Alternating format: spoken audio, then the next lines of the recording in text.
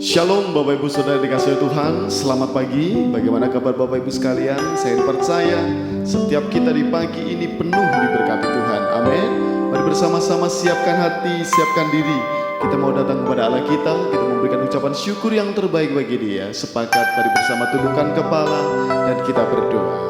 Bapa, kami bersyukur pagi ini kami boleh bangun dalam kondisi yang baik. Sebentar ya Allah, kami akan naikkan pujian kami, ucapan syukur kami kepadamu.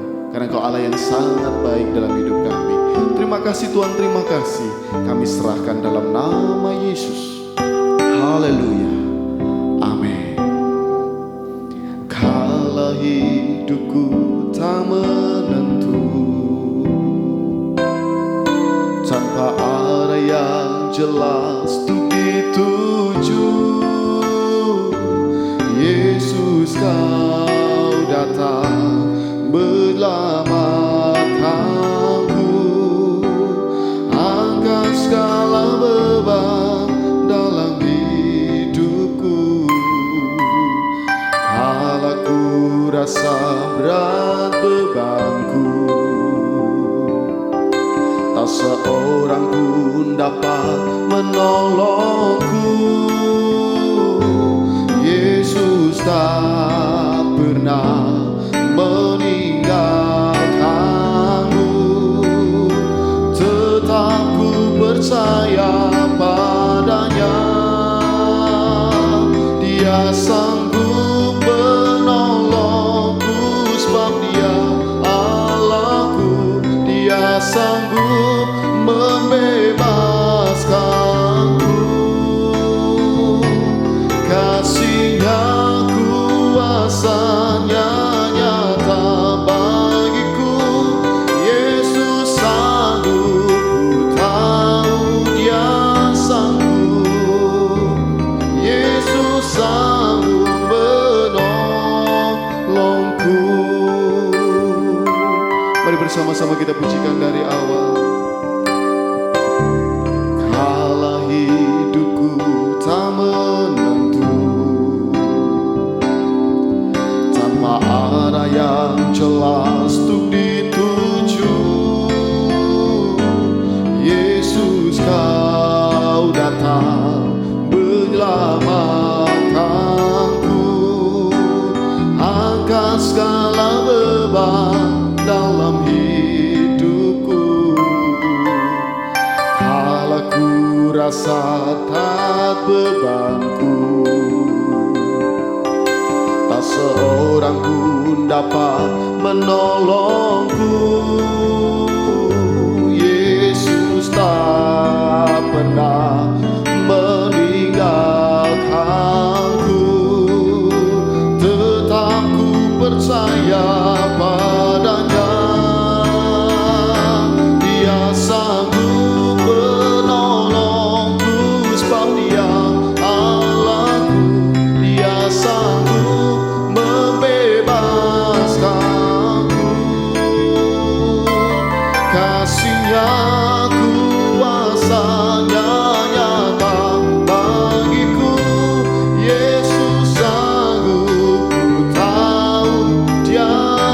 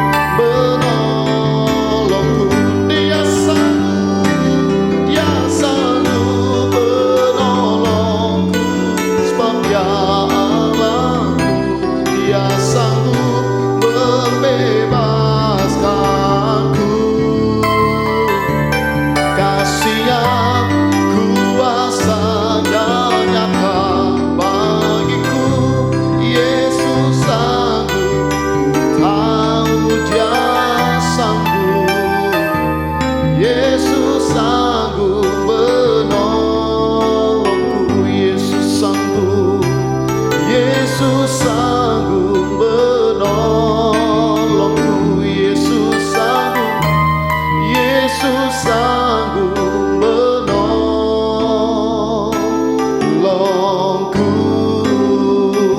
Mari sembah Dia,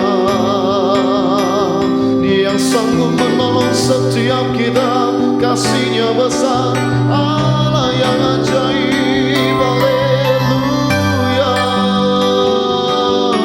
Oh, sungguh kami bersyukur kepadamu. Terima kasih Tuhan, terima kasih Bapa.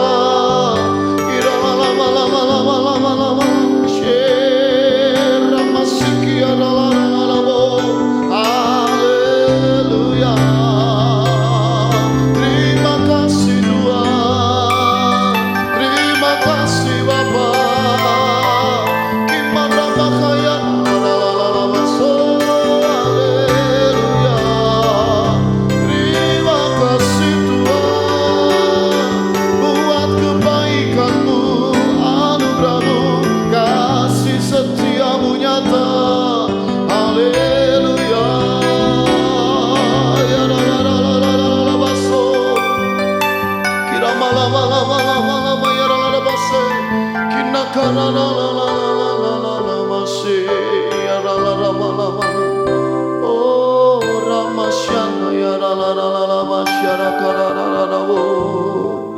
Haleluya, haleluya.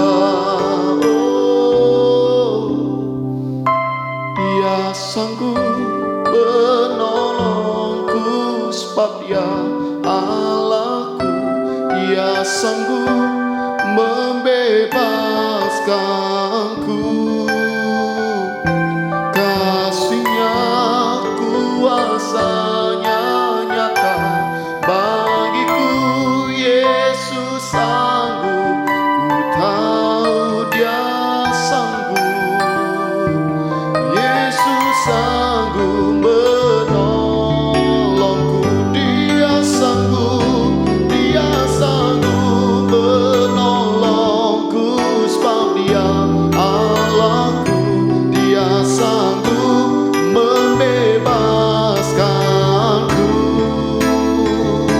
Kasih-Nya, kuasa-Nya nyata bagiku. Yesus sanggup, ku tahu Dia sanggup. Yesus sanggup menolongku. Yesus sanggup, Yesus sanggup menolongku. Yesus sanggup, Yesus sanggup menolongku.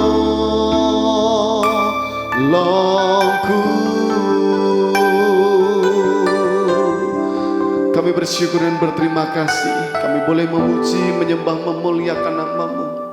Sebentar ya Allah, kami akan menerima kebenaran firman-Mu. Berkati setiap kami sehingga kami boleh melakukannya dengan baik. Terima kasih Tuhan, terima kasih. Kami serahkan dalam nama Yesus. Haleluya, amin. Shalom saudara yang terkasih dalam nama Yesus. Baik saudara, waktunya kita belajar kebenaran firman Tuhan. Tema firman Tuhan hari ini adalah kasih karunia membuat kita dipercaya untuk menerima kuasa Tuhan. Jadi kasih karunia membuat kita dipercaya menerima kuasa Tuhan. Pertanyaannya, kapan kuasa itu kita terima? Nah, kita akan buka satu kitab, yaitu kitab Kisah Para Rasul 1 ayat yang ke-8 maksud saya. Kita buka saudara. Saudara yang melihat, yang bawa Alkitab bisa dibuka. Saya akan bacakan Kisah Para Rasul 1 ayat yang ke-8. Demikian bunyi firman Tuhan. Tetapi kamu akan menerima kuasa kalau Roh Kudus turun ke atas kamu, dan kamu akan menjadi saksiku di Yerusalem dan di seluruh Yudea dan Samaria dan sampai ke ujung bumi. Wow. Jadi ternyata kapan kita menerima kuasa? Pertanyaannya, jawabannya kalau Roh Kudus turun atas kamu. Wow, luar biasa. Orang-orang Kristen hari-hari ini kadang nggak sadar kalau dia itu punya kuasa. Saudara-saudara yang terkasih dalam nama Yesus, sadarkah saudara ketika Anda percaya Tuhan Yesus, Anda sudah punya kuasa. Ketika saudara pun sudah percaya Tuhan Yesus, Anda sudah punya kuasa. Saya ulangi lagi, ketika saudara percaya Tuhan Yesus, Anda sudah punya kuasa daripada Tuhan tadi. Sadari saudara, pahami saudara, Anda sudah punya kuasa. Kalau Roh Kudus turun atas saudara, dan saya pastikan Roh Kudus pasti sudah turun atas saudara yang melihatnya hari ini ya.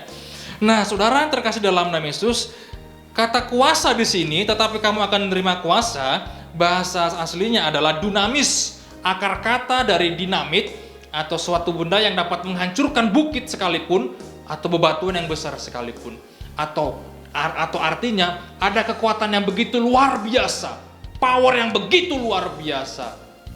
Itu saudara, kalau kita sudah diterima Roh Kudus, sebetulnya kita sudah punya power, sudah punya kuasa yang daripada Tuhan itu, tapi kita malas mempraktekannya. Oh iya, Anda tidak berani mempraktekannya, apa justru Anda belum sadar kalau Anda sudah punya kuasa? Orang Kristen yang percaya Tuhan Yesus dan dia sudah dipenuhi Roh Kudus, saya pastikan dia punya kuasa. Pak, selama ini saya berdoa untuk orang sakit tidak sembuh. Selama ini saya berdoa untuk diri saya tidak sembuh. Saudara yang terkasih dalam nama Yesus Kristus, Anda sudah punya kuasa. Terus latih imanmu. Terus latih imanmu. Engkau akan mendapatkan kuasa tadi. Engkau akan melihat kuasa yang luar biasa tadi. Nah, saudara yang terkasih dalam nama Yesus Kristus, kalau kita belajar dari konteks ini, apa kuasa yang dialami murid-murid? Apa kuasanya? Nah, saudara-saudara yang terkasih dalam nama Yesus, perhatikan ya. Ketika Yesus Tuhan kita disalib, Petrus menyangkal dia sampai 3 kali. Tetapi dalam peristiwa ini setelah dia dipenuhi Roh Kudus dicurahkan, apa yang terjadi? Petrus sekali berkhotbah 3.000 orang diselamatkan. Nah, itu kuasanya. Apalagi ada orang yang lumpuh, demi nama Yesus, emas dan perak tidak ada padaku, tapi demi nama Yesus berjalanlah, bangkit. Itu kuasanya luar biasa, saudara-saudara. Luar biasa. Jadi di Kisah Para Rasul ayat 2 juga, di Kisah Para Rasul 2 juga dijelaskan, mereka memuji Allah sambil memuji Allah, setiap hari ditambahkan jiwa-jiwa, tambahkan jiwa-jiwa, tambahkan jiwa. Setiap hari ditambahkan jiwa-jiwa. Itu kuasanya. Nah, jadi murid-murid mengalami satu kuasa seperti ledakan kuasa yang begitu luar biasa. Setiap hari ada pertambahan jiwa di pasal 2. Kalau saudara baca di cerita kisah para rasul pasal 2 gereja mula-mula. Wah, pertambahan jiwa setiap hari. Luar biasa. Mereka menerima kuasa karena Roh Kudus turun ke atas saudara. Hari-hari ini apa yang saudara alami, saudara-saudara? Masalah apa yang saudara alami? Masalah keluarga, ekonomi, sakit hati, masalah Anda mungkin dikecewakan dengan orang lain. Itu masih masalah yang saya pikir masalah biasa dalam kehidupan kita sehari-hari.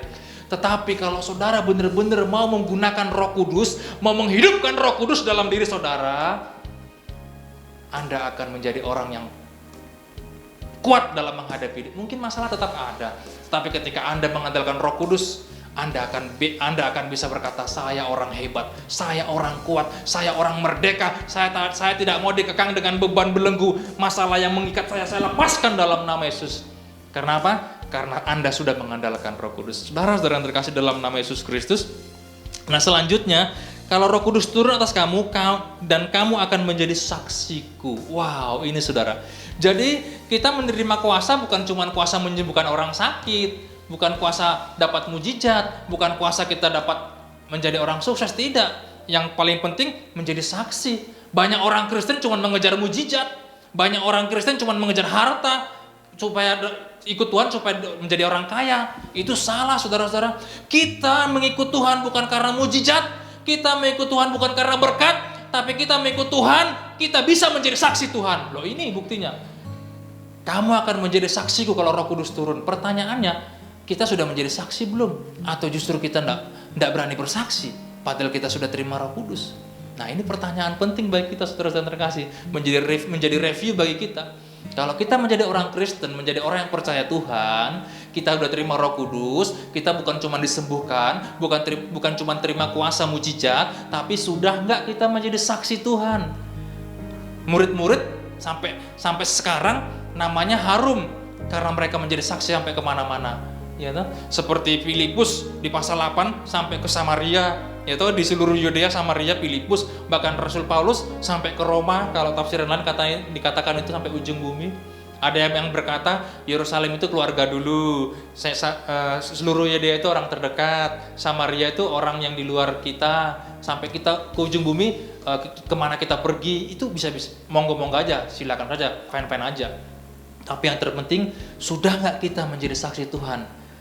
Padahal kita sudah terima Roh Kudus. Dikatakan di sini, kamu akan menjadi saksiku. Saksi itu adalah orang yang melihat kejadian, yang melihat perkara itu yang sesungguhnya. Nah, kalau kita orang Kristen belum mengalami Tuhan, belum ngerti tentang Tuhan, gimana kita mau jadi saksi? Maka saya dorong kepada saudara-saudara yang belum aktif ibadah.